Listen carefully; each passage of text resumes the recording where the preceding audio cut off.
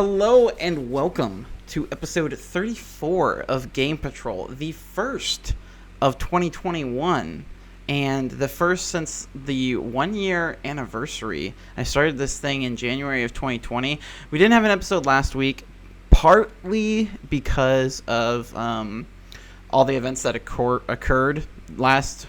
Well, it would be the last Wednesday because we record Wednesday evenings. But just everything that happened at the Capitol building, there was just a lot of, personal stuff going on there. But also, it was the third straight week of no video games coming out. Video game news was a little sparse. And so, we kind of covered all the topics of wrapping up 2020, getting into 2021. And, most podcasts have taken some form of a break over the holidays. So, wasn't too sorely missed, but we are back this week. And so I'm your host, Landon Plumley, and joining me once again is my buddy old pal, Trace Griffiths. How's it going, buddy? Good stuff.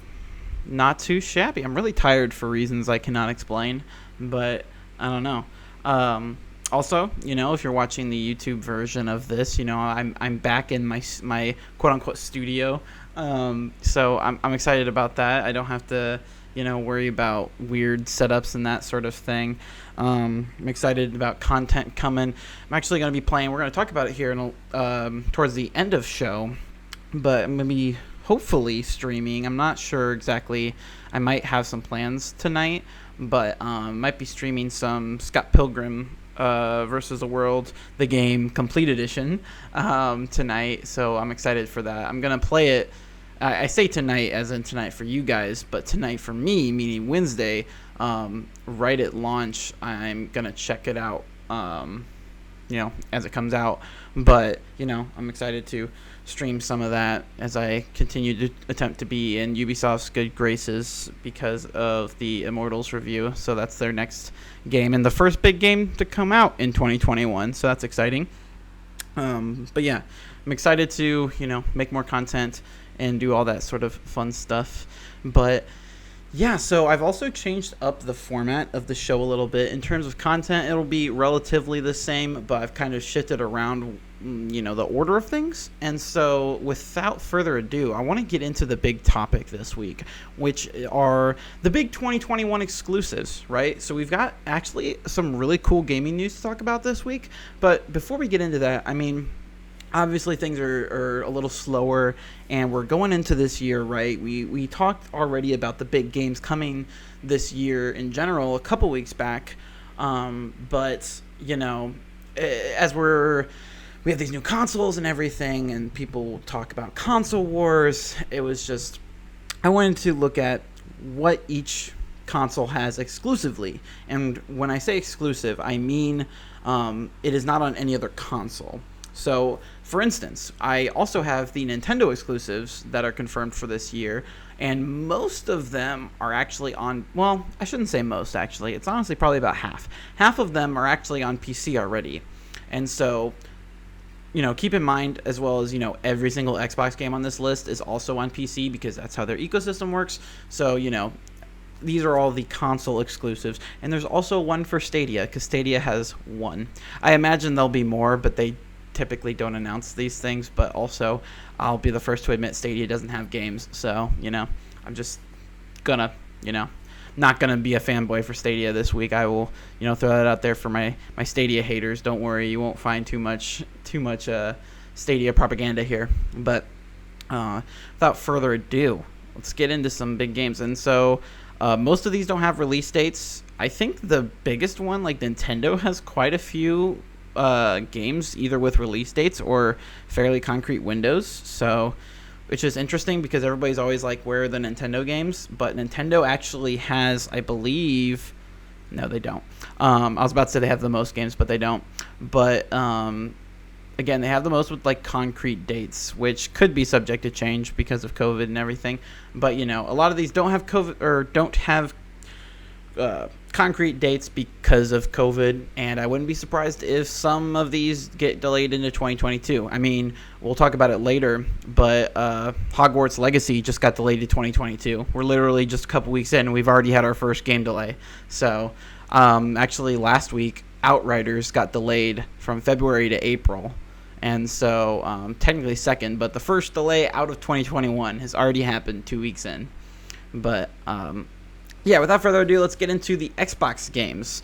And so first off, we've got one that launches in just a couple weeks here, which is The Medium. It comes out January 28th. This was supposed to come out back in December, but then, Cyberpunk got delayed to that date, and they said, no, we don't want to mess with that. So they pushed back to January 28th. And so this is Bloober Team's new game. It's the new horror. I've talked about it a lot on past podcast episodes. I'm excited to check it out. It's a pretty good chance I'll check it out, especially because it's going to be launching into Game Pass. So that'll be fun for the Xbox peoples. But it's a fun psychological horror type thing.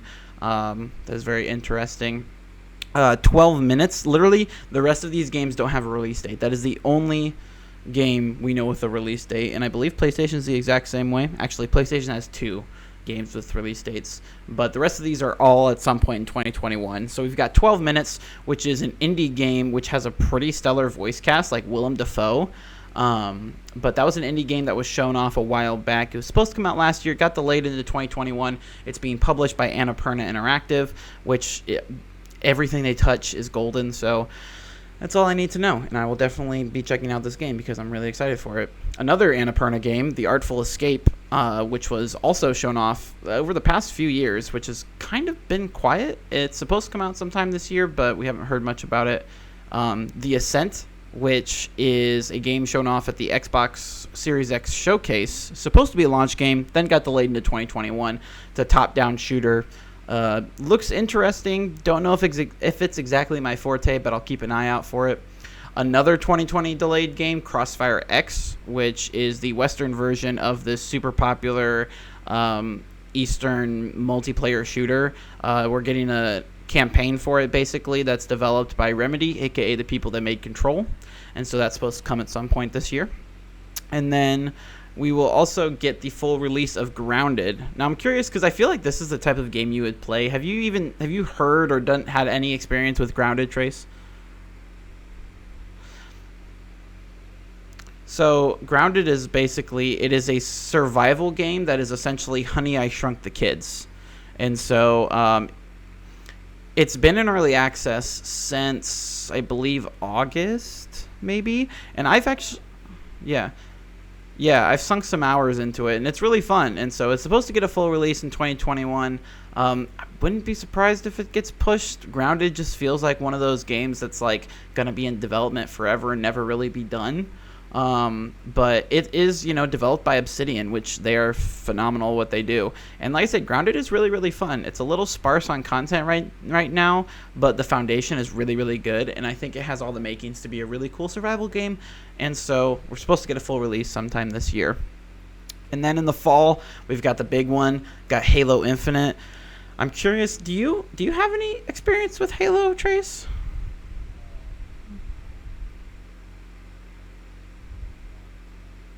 .360, yeah. Which ones have you played? Do you remember? We've got Reach, ODST, 1, 2, 3, 4, 5. We've got Halo Wars, I guess, 1 and 2. Yeah.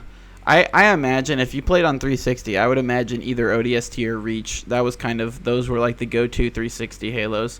Yeah.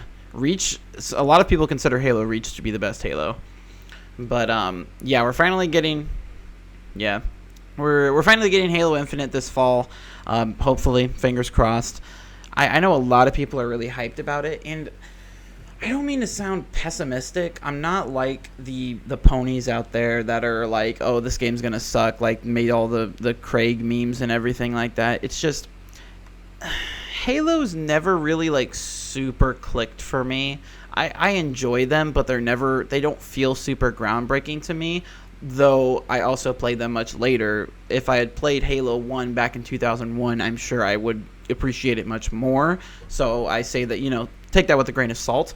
But I've been a little bit like underwhelmed by Halo, and so I'm really interested, and I'm hoping they do something new with Halo Infinite, and it seems like that's something they're striving to do. Also, the multiplayer is going to be free, so I'm very, very excited to learn more about Halo Infinite. But based off of everything I've seen now, it's like it's not one of my most anticipated games of the year. It's mostly just because of just how much money and how much pressure is going into it. I feel like it needs to be a good game, and I don't want to say that it won't be like it's guaranteed to be good, because I don't think that's the case. But I feel like with all the tools at Microsoft's disposal, I feel like we shouldn't be too worried. But that's going to be definitely one of the big fall games for sure. And then we also got Last Stop, which is another indie game that is coming exclusively to Xbox at some point in the year. We've also got MechWarrior 5 Mercenaries, which has been out on PC for a little while now, and it's coming exclusively to Xbox in the first half of the year at some point. And then in the summer, we've got the Xbox Series X version of Microsoft Flight Simulator, which is really, really good. It was one of the best games that came out last year. It's a fantastic flight sim, and it's going to run on the Xbox. It's also supposed to come to Xbox One, but they haven't said anything about it releasing this summer, along with the Series S and X versions. So I wouldn't be surprised if it got canceled, and I honestly, after the whole Cyberpunk debacle, I think they should, because I don't see how it can run on a 2013 Xbox. So, honestly, just get it out of there. I don't think too many people will be upset anyway.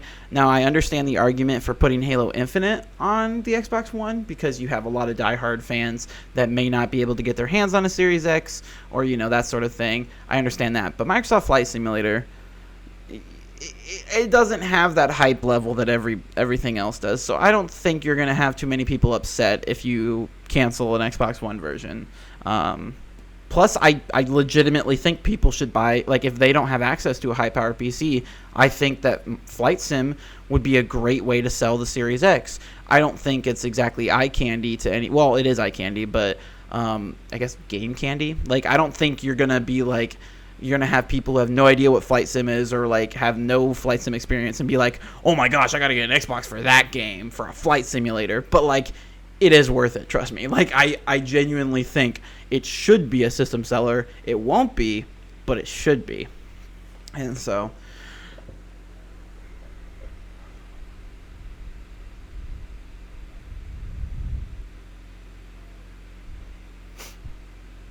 What do you mean?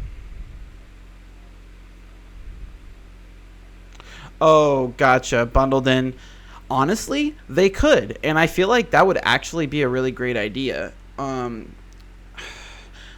only thing is that they're really pushing Game Pass, right? So Flight Sim is included with Game Pass. So in a sense, they kind of do that already, but, not everybody has Game Pass Ultimate, and so I feel like if they want to push it even more of an incentive, I think that would be a really good idea. And honestly, yeah, like, I think that would be really, really dope if they were to come out with a bundle, get a Series X, get Flight Sim for free, and I think that'd be really, really cool. And, it's sort of like one of the titles on the PlayStation side, Destruction All-Stars. It was supposed to come out, then they're like... Or it was supposed to release, it was going to be a $70 game, and then they pulled it, and they were like, okay, it's going to come out in February, and it's going to be included with PlayStation Plus. And so, sort of like a similar thing of, like, Flight Sim be like, okay, probably aren't going to be a ton of people, hopping onto this, especially since Flight Sims are typically a PC game anyway. Just be like, you buy a Series X, we'll give you Flight Sim for free, and then you keep it forever. And so that would be a really good incentive, honestly. That's a really good idea. And like I said, it's an amazing game. And we've also got Sable, which is yet another indie game coming to Xbox at some point. Not much is known about it, but, it's supposed to come this year. Wouldn't be surprised if it got pushed. We've got Scorn, which was a surprise hit of the Xbox Series X showcase, which literally looks like a mix of Doom and Alien. And I'm here for it. It looks fantastic. It was supposed to be a launch game, then it got pushed back into 2021, and so I'm definitely excited to play that at some point because it looks dope as hell, and it's just a stunning game. It's also an indie game, but they're just really good at their jobs. And then we've got Stalker 2, which a lot of Xbots have been touting as like their big, big exclusive, besides Halo, obviously, which is basically like Metro, except different somehow. I really don't know how it's different than Metro, but like, yeah, it's a post-apocalyptic Russian adventure. And so that's supposed to come at some point this year. People went nuts over an in-game teaser that released a few weeks ago.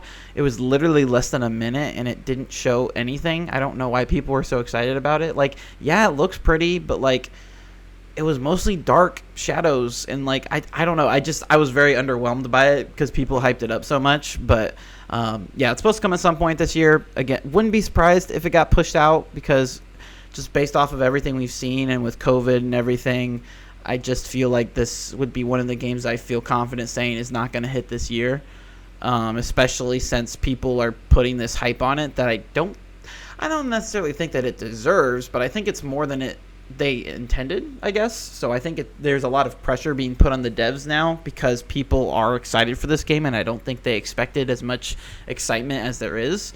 And so I feel like, they'll really want to double down. But we've also got Warhammer 40,000 Darktide, which is a really cool 4-player co-op shooter that's set in the Warhammer universe, sort of like the Vermintide games. And so if you are hankering for some Left 4 Dead-esque games, we honestly got plenty of them coming in 2021, but this is one of them. It's got a cool like fantasy edge to it. And so, yeah. But those are all the games coming with Xbox. Honestly, I don't want to say it's necessarily underwhelming, especially once we take a look at the PlayStation side. But I mean, even with PlayStation, so I will say they're the exact same. Now, these are all the exclusive I could find. That's not to say that there aren't more. In fact, when I was looking, I initially forgot Scorn. So, but that's like a fairly big one. So, there could be ones that I'm forgetting or leaving out here, but they have the exact same. There are 14 games each for Xbox and PlayStation. So, for Xbox saying that PlayStation has no games, suck a dick. If for all the ponies saying Xbox has no games, you can also suck a dick. Literally the exact same. Literally the exact same. So, I don't want to hear it. But, The difference is that PlayStation has a lot of like heavy hitters like AAA games coming this year, whereas Xbox, half of them that I mentioned were indies. And that's not to say that they aren't going to be quality. In fact, a lot of the best games of the year are usually indies because there's a lot of passion that goes into it. Not to say that big ones don't, but you also have a lot of corporate influence, which can sometimes ruin things. Avengers.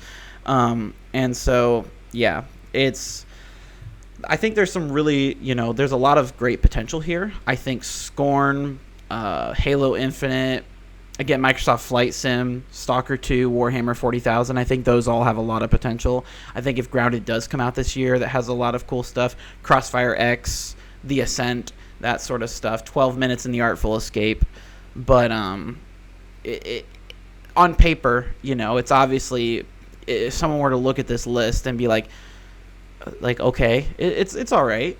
And so I don't believe 2021 is the year of Xbox by any means, but I wouldn't necessarily call it a bad year either. Do you have any opinions about this lineup, Trace?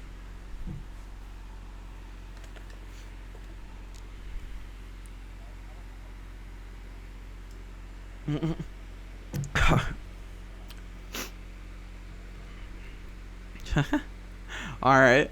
Well, over on the PlayStation side, we've got a few, and I want to see, because it was a week ago when I gathered this information, and I'm curious if they've given a date yet, because we're almost halfway through the month at this point.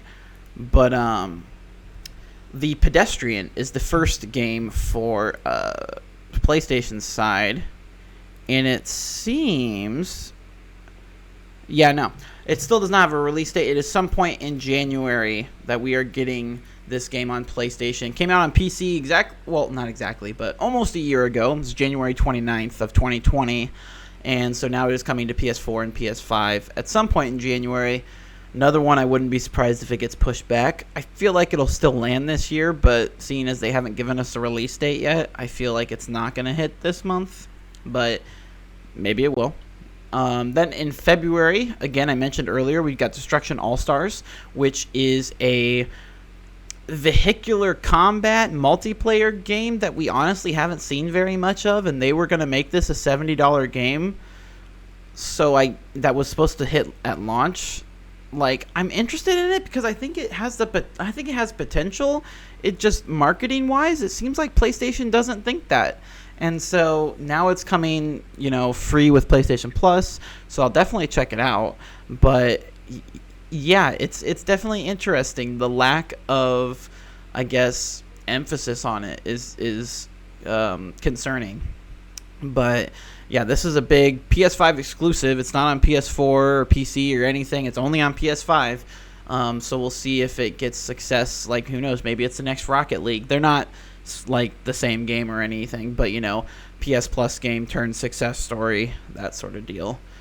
Then on March 19th, we've got the first big PlayStation exclusive, which is Returnal, which are the same devs that made Resogun. I'm saying that, and the reason that I'm slowing down is that something's telling me that I'm wrong. I know they're a relatively small dev, which is interesting because, they were the developers of Resogun. And so, Resogun was considered an indie game, and now we're all seeing Returnal as this huge AAA experience, right? So I think it's really neat. It's also neat that we've got, House Marquee, the developers, as, they are coming in at the launch of the PS4 and now the launch of the PS5 and coming out with two big games. Everybody really loved Resogun, so we'll see about Returnal, but it's basically Groundhog Day in space. The one with the middle-aged lady running around on being stranded on a planet and having to relive the crash every single day. And so I wasn't super impressed. I've talked about this on the podcast before, but I wasn't super impressed by the gameplay that was shown off, but I'll still probably check it out. It could still be great. Don't want to say it won't. Something I am really excited about, though, is Kena Bridge of Spirits, which comes out at some point in March. We just got an update on that the other day, actually.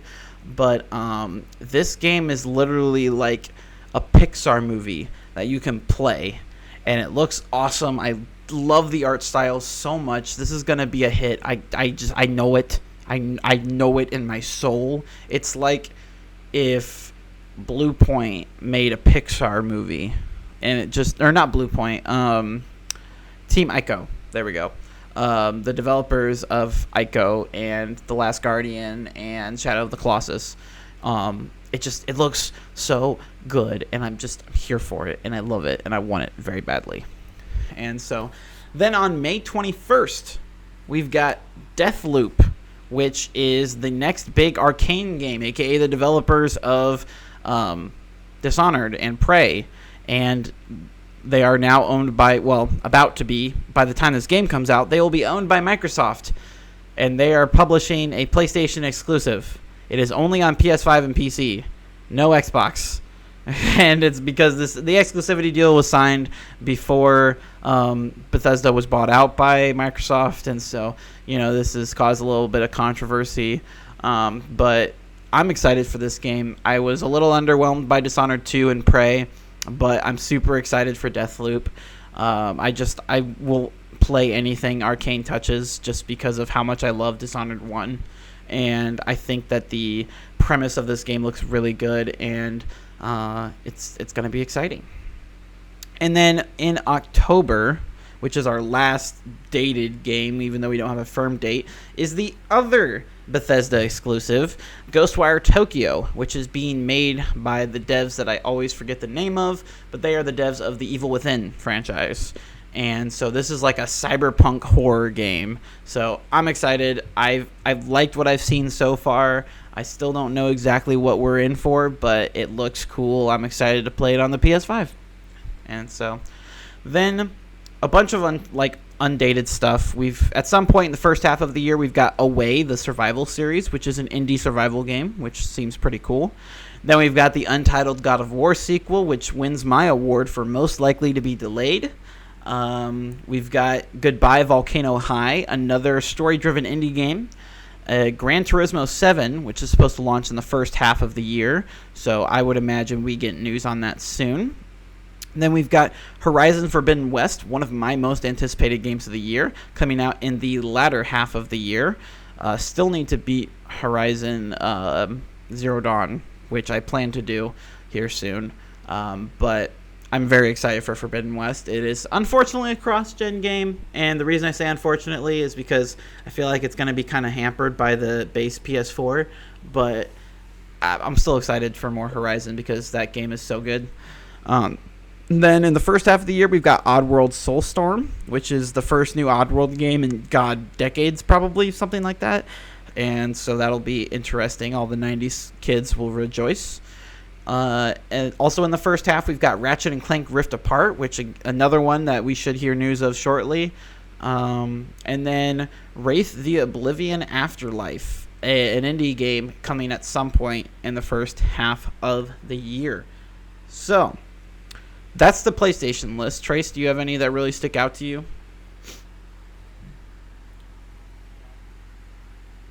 Mm-hmm. You're a slut for survival games.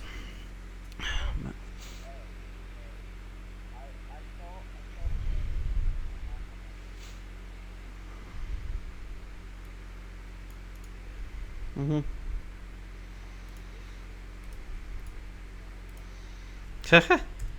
Yeah. Yeah, it definitely looks interesting. I like it. I like what they've shown off thus far. No, I just think it's funny. I'm not saying that's a bad thing. I'm just saying, I was thinking that those are the games you gravitate to, and it's funny. Anything with survival in it, just but. And then over here, what?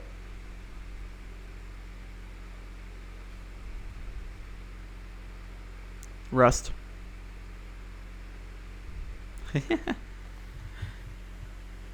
All right, all right, all right. I haven't played the Forest since 2018, maybe. Hold on, I can prove that right now. Let me launch up Steam. See the last time I played. I'll look at it right now. It's been a fat minute. I low key kind of want to launch it up because I know a lot's changed. Just to see, but no, I forgot they changed how they sorted things. Last time played was 2015. I was way off. It was August 13th, 2015. Yeah, it's been a fat minute since I played that game. So it's been over 5 years, dude. All right. Cool. So moving on to Nintendo. Nintendo has a fair amount of stuff announced for them as well. Like I said, honestly, they house a lot of really cool PC indies. For instance, Hades, which was a lot of people's game of the year, might just be mine of 2020, was a console exclusive on the Switch. It is only on PC and Switch. And so they have a lot of really cool games coming this year. One is already out. It is Werewolf the Apocalypse Heart of the Forest, which is a visual novel game that is also on PC. And then we've got Cultist Simulator on February 2nd, which is a virtual card game that seems like it's got some really interesting stuff. Another PC port. But then on February 26th, we've got a Switch exclusive, Bravely Default 2, which a lot of people have been excited for. Supposed to come out last year, got delayed. But now we're going to see the highly anticipated RPG coming to Switch. And then exactly a month from then, March 26th, we've got Monster Hunter Rise, which I'm really excited for. It is I don't want to say a sequel to Monster Hunter World because people are going to take that the wrong way, but it is the next major installment in the Monster Hunter franchise. And so it is exclusive to Switch. It's not coming to anything else. It is running on the Resident Evil engine, which is nuts. I didn't think that engine could even run on a Switch, but it is, and it's doing fine. And so, yeah, really excited about a new mainline Monster Hunter. And then on May 20th, we've got Rune Factory 5, so all my Rune Factory fans can rejoice.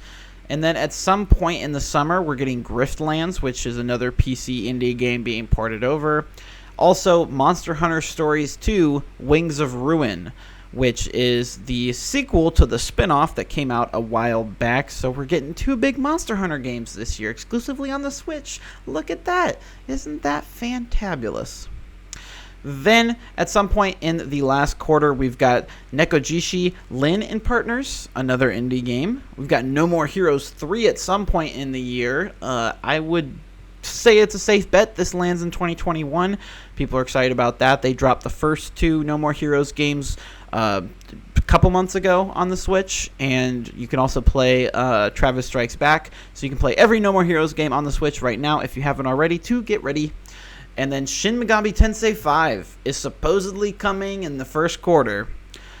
It's been literally, this thing was announced when the Switch got announced.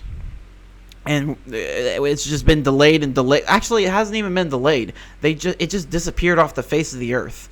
Like, people literally every year, people asked, where is SMT 5?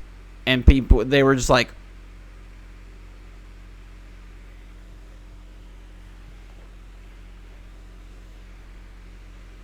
Oh, that game. Oh, yeah. Oh, yeah. 2021. You betcha. There you go. So, will it come? I don't know. I'll believe it when I see it, but that's supposed to come out at some point. And then finally, at some point in the year, Sky Children of the Light, another Nindy, is supposed to come at some point in 2021. And so, honestly, fairly solid lineup from Nintendo.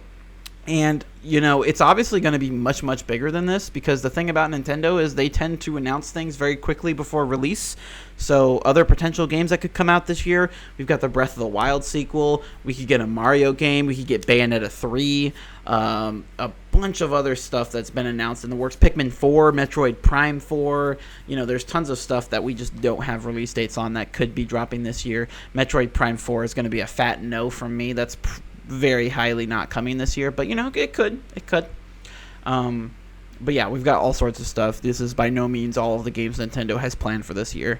And so I think, honestly, in terms of who's got the stronger, at least first quarter, I think Nintendo. Because, like I said, Xbox, right now they have the Medium, and PlayStation has Returnal, and Deathloop is in May, but that is a concrete, so they've got those two. But Nintendo, like I said, we've already got the visual novel, Werewolf, Heart of the Forest. Got Cultist Simulator, Bravely Default 2, Monster Hunter Rise, Dune Factory 5. Got all these games. Again, Rune Factory is in May, but we've got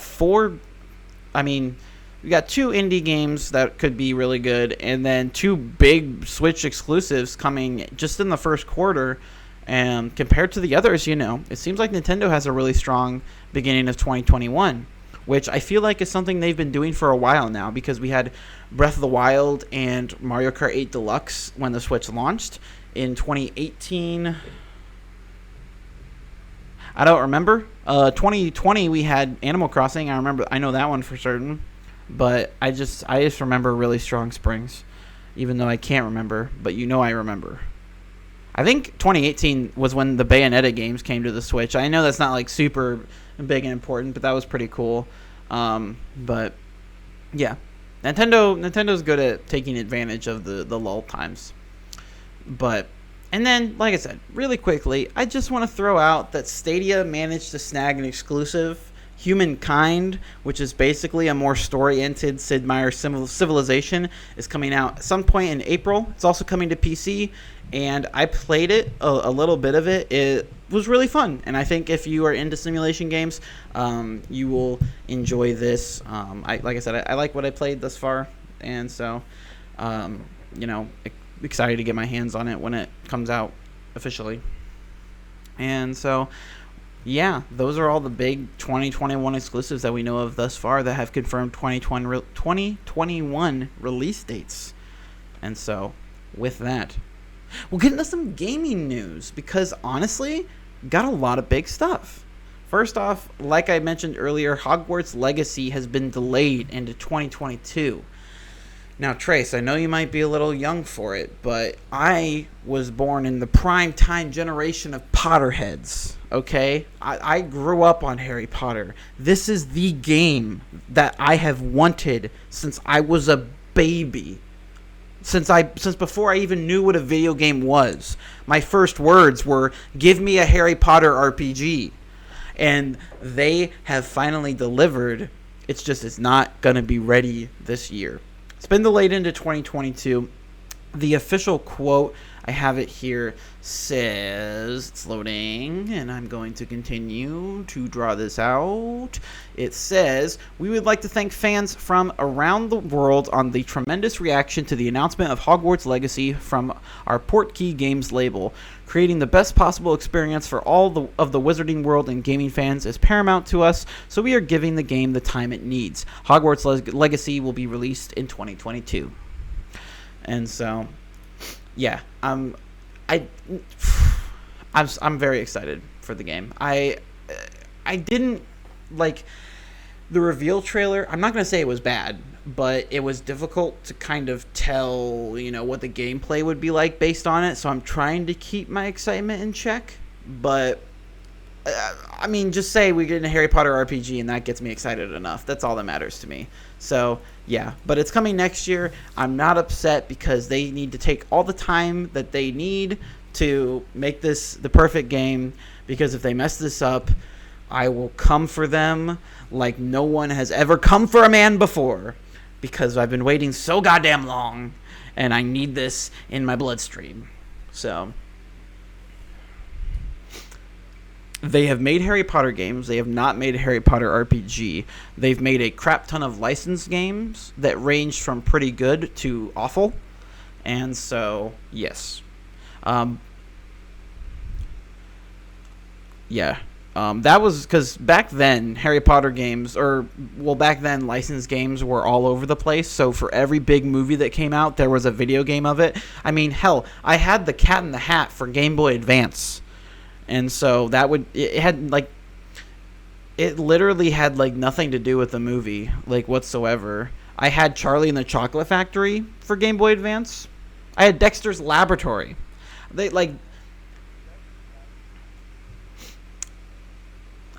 Any brand whatsoever had a video game back in the 2000s, and so Harry Potter was no exception. And so every single Harry Potter movie that came out had its own game. And then there were all these spin-offs. I'm pretty sure there was a Quidditch game. But, yeah. So we're finally getting just a full-fledged RPG where you get sorted into a house. You get to become a badass wizard. It's what everybody wanted to be. Everybody wants to be Harry Potter. But, their own Harry Potter. And that's basically what this game is. So I'm very excited. Very excited. Secondly, an open-world Star Wars game is in development over at Ubisoft. The exclusivity deal with EA has officially ended, and so in what is, quote, the start of a long-term collaboration between Ubisoft and Disney, Ubisoft Massive is developing an open-world narrative-driven Star Wars game. If you don't know, Ubisoft Massive are the developers of the Division franchise, which I was talking to my roommate about this. It's interesting that they gave this one to Ubisoft Massive. I feel like it just simply came down to project management. They were the most available. No disrespect to Ubisoft Massive whatsoever. The Division 2 was a really great game.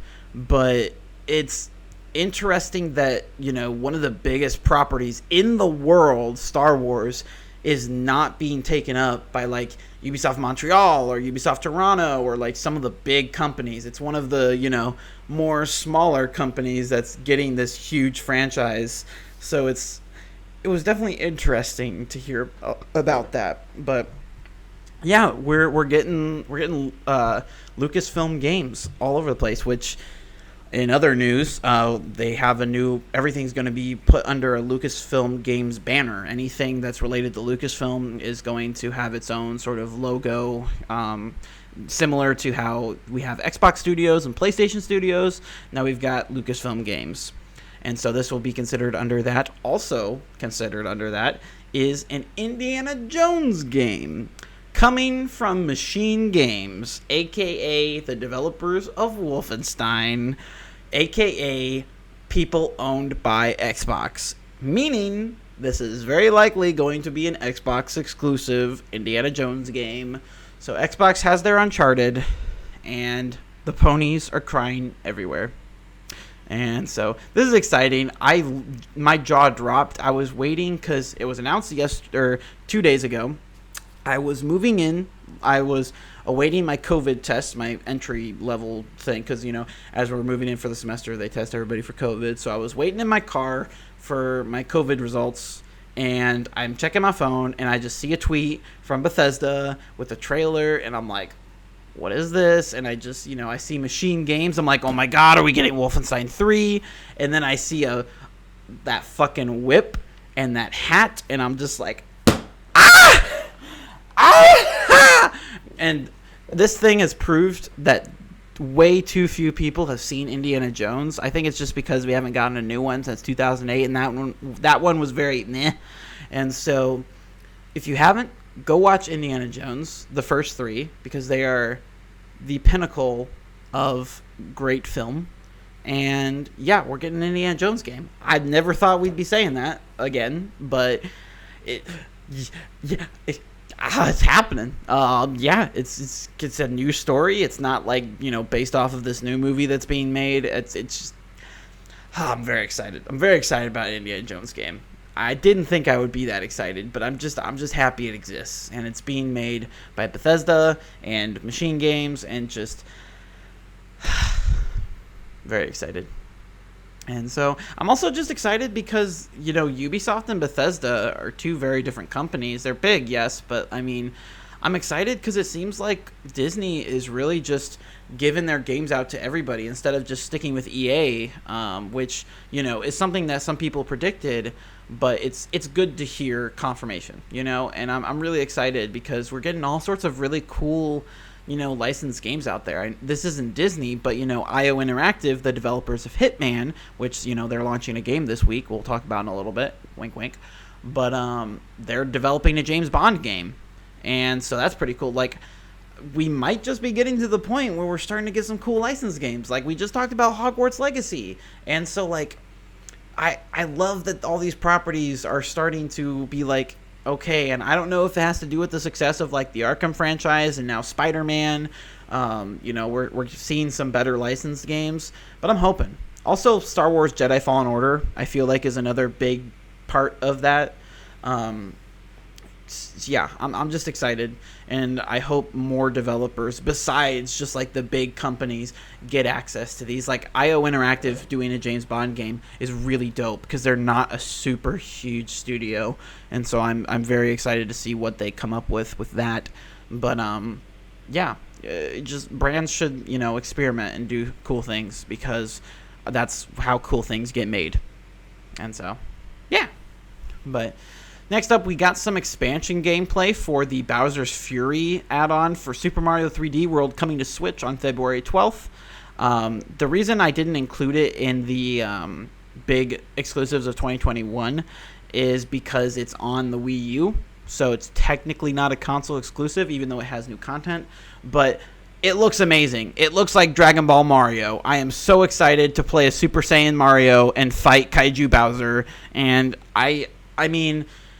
Like, I was interested in what this Bowser's Fury expansion was, but I was like, I'll probably pick up 3D World, but, I have it on the Wii U. Like, I'm not super inclined, but now I'm like, okay, I am all in. It looks massive. It looks like they added a ton of content. You team up with Bowser Jr. of all people. It just looks dope as hell. Like, it looks like a freaking mega, or what are those called? I love this game, so I'm really sad that I'm forgetting what they're called. The big things in Pokemon, the new Pokemon. I forget what they're called. The Gigantamax. There you go. Literally, the Mario Bowser fight looks like a Gigantamax battle, and it's literally just because of a camera shot. I'm pretty sure when you actually have this battle, it won't look like that. But that's all I thought of, and I'm so excited. It looks so good. It is just. They also announced a Mario themed Switch, which looks so tempting. Like, I don't need another Switch, but my God, it looks so good. And it's like, a lot of great stuff. You need to get it. Like, I'm honestly shocked that you don't have a Switch at this point, Trace. It makes me very sad inside. Well, you should work hard and get it because it is great. And there's just so many great games on that system. I love my little Switch. He's the little Switch that could. And I hope they come out with a Switch Pro soon, because that's honestly the only thing holding it back at this point. And so, please, Nintendo, everybody's begging you, just do it, please. And finally, we got a bunch of release windows and stuff at CES on Sony's side. So, two of the big ones is Pragmata, which was Capcom's new game that got announced during the PlayStation 5 showcase event. Got delayed to 2023, so they got the award for first game to do that. So, congratulations, you've went into 2 years from now. But honestly, it looked like a weird, like, Death Stranding-esque game that I'm kind of here for. But that's pushed to 2023. But Project Athia got a January 2022 release window. So I thought that was interesting. Also, that was where we got the announcement that Kino Bridge of Spirits was coming in March and Ghostwire Tokyo in October 2021. We also got the announcement that Little Devil Inside is coming in July 2021. And so, just a bunch of different things. One of the things that was surprisingly not there was Final Fantasy 16. And so, we didn't get any sort of information about when that might come out. But, we got some release windows for some big PS5 games. So, that is exciting as well. Now, going on over to the games coming this week. I have mentioned both of them. But we've got some games coming finally. So out today is Scott Pilgrim vs. the World, the game complete edition for PS4, Xbox One, Nintendo Switch, PC, and Google Stadia. Rediscover the beloved 2D arcade-style beat-em-up inspired by the iconic comic and movie Scott Pilgrim vs. the World. I'm very excited to play this because I love Scott Pilgrim. It is probably one of my favorite movies. I love it to death, but I never played the game. And so I'm excited to get a chance to play this because, it's been gone for a long time off of digital stores because of just licensing issues. And so I'm excited to have a chance to play this. Like I said, I'll be playing it tonight. I'm really excited. And And then on Wednesday, we've got Hitman 3 for PS5, PS4, Xbox Series X, Xbox One, PC, and Google Stadia.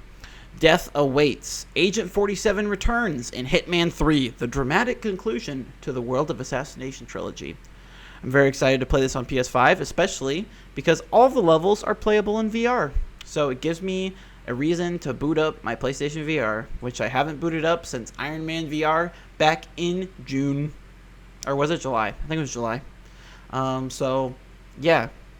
But it'll be cool. I'm excited because, stealth games, really cool. I fuck with it. And, the Hitman games are great. And so I'm excited. And it's supposed to be darker and feature some really cool locations. And, it's just cool stuff. Are you interested in either of these games, Trace?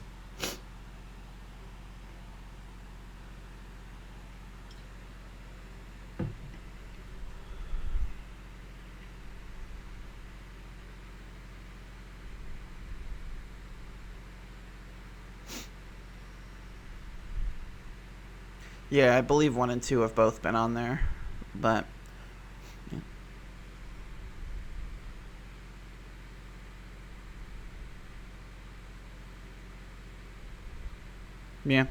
well, it's finally coming. It's coming on Wednesday. Now, before we get out of here, let's talk about the games we've been playing this week. I have been dipping my toes in a lot of stuff this past week. So, probably most of all, I've been playing some Miles Morales. I beat it, I believe, a week or two ago, and I'm trying to platinum it. Actually, right before we started recording this, I was playing. I'm at about 83%, I believe. I've 100%ed the game in terms of content, and I have also beaten it on New Game Plus, and now I'm just kind of, going through all of the, extra little things like get 100 combo or, pay respects to this person, the little extra achievements, right? But in terms of content, I've played everything there is to play. And so it's an amazing game. I love it to death. And I'm excited to platinum it and just say I did that. Played a little bit more Sackboy. Fantastic game. Play it in co-op if you can. I can't stress it enough. It's so good.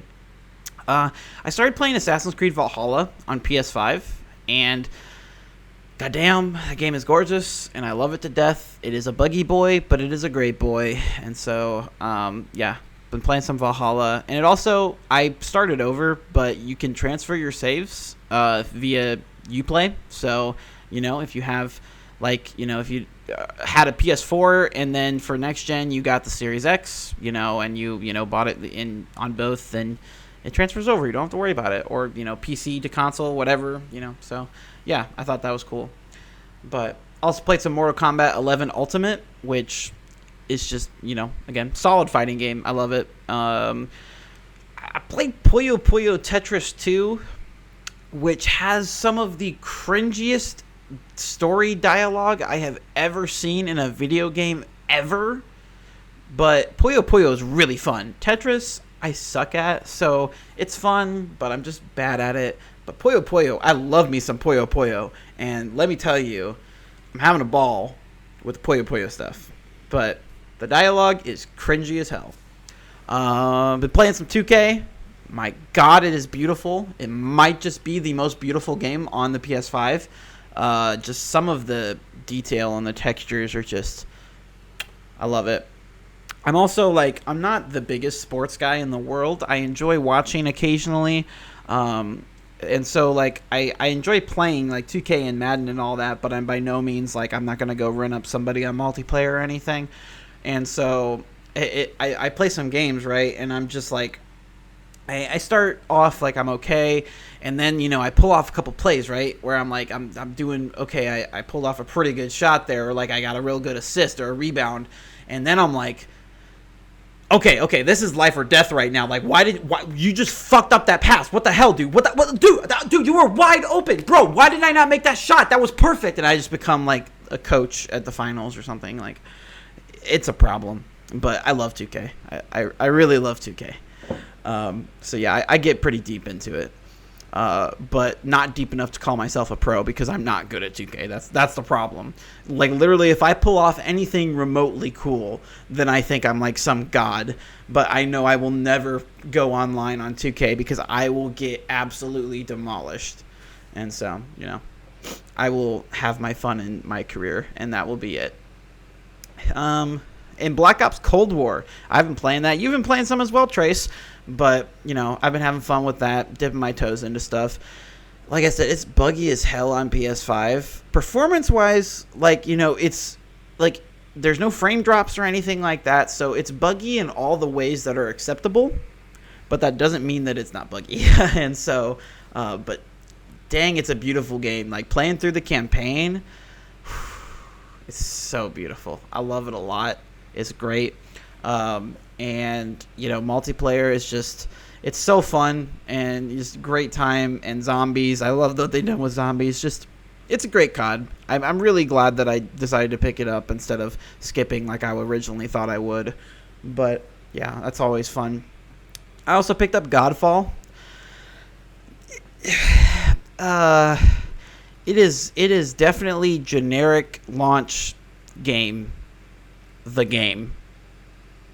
It's not bad. It's just I don't think I'm gonna remember it. After I finish playing it, I don't think it's gonna be one of those that I'm oh man, Godfall. I'll just be oh yeah, Godfall. That's a thing. But it's really, really pretty. That's for sure. I definitely it's a really pretty game. And then Bakel got himself an Oculus Quest 2. And because of that, he has sucked me into the VR world again. So I've been playing some Walking Dead Saints and Sinners, which just a hell of a game. The fact that they could pull that off with VR is so cool. I love it to death. It's really, really fun. And then Bakel and I both got into Echo VR for the first time, which I'm really upset that I haven't sooner because it is so much fun. It is a multiplayer zero-G sports game where essentially it's 4v4 and there is a floating disc that you have to throw through your opponent's goal, and it is so much fun. And with VR and everything, just the way you can interact without even talking to each other. At the end of every game, they show notable people, this person had a lot of passes, or this person's the MVP, and this sort of thing. anytime I pop up there, I'll rocket over to the thing because you can grab the plaques that show it, like while everybody's just sitting there looking at the score. And so I'll go up, I'll grab the plaque, I'll gesture to everybody, and then I'll point at my name, and I'll be like, "That's me! That's me!" There's also voice chat, but I don't like using it because the amount of 12-year-olds that are on this thing is insane because it's a free game. And I don't know who has been giving their 10-year-olds a VR headset, but shame on you. It's not even safe for people under the age of 12, so I'm looking at you, parents, like, this is on you. But secondly, yeah, it's the amount of screaming children I have heard on this game is absurd. But it's really, really fun, though. It is really fun. But Bakel and I have been playing a bunch of that. It's a lot of fun. And then I played a little Super Hot VR on the Quest 2. And the Quest 2 is such a big step up from the first one. And it makes me very sad because I want it. But I cannot justify buying it. I'll just wait for the 3 when it inevitably comes out in a few months or right after I decide to purchase the Quest 2. And so, yeah. But that's what I've been playing. Like I said, I've played a lot of games this week. But, Trace, what have you been playing? You've been playing a fair amount yourself.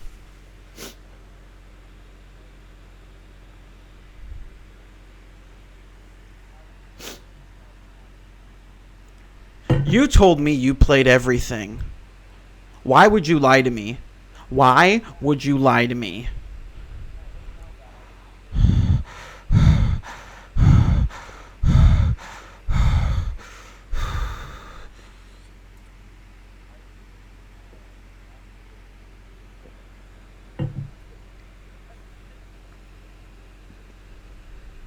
I gotta go.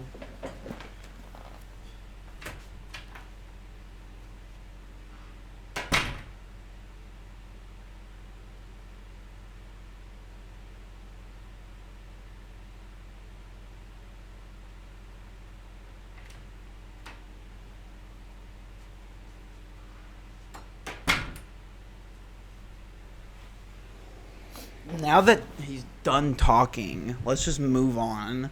But all right. So I'm excited for 2021 to kick off. Like, there's been a lot of good shows right now, and I will shout out 30 Coins. I'm going to have a video review up on my YouTube channel here, hopefully tomorrow. But it is a fantastic show on HBO that is basically gothic horror National Treasure. But I've been watching that. I started watching Star Trek Discovery. I've been watching a lot of good shows this year, honestly. It's been a great year thus far for shows. But I'm excited for video games to kick off this year with Scott Pilgrim and Hitman 3. I know Scott Pilgrim isn't a big game, but I'm still really excited for it. But Hitman 3, that's a big one. But thank you guys for listening / watching. This has been episode 34 of Game Patrol. Again, thank you guys for everything. I'm going to get a little sentimental here, but, it's been a year. A year ago, not going to lie, I was in a really tough place. If you've seen the earlier episodes, I got out of a relationship at the beginning of the year. I was going through a hell of a lot of other personal stuff. And this podcast was one of the only things really getting me through the weeks. And so I got a lot of, what's the word?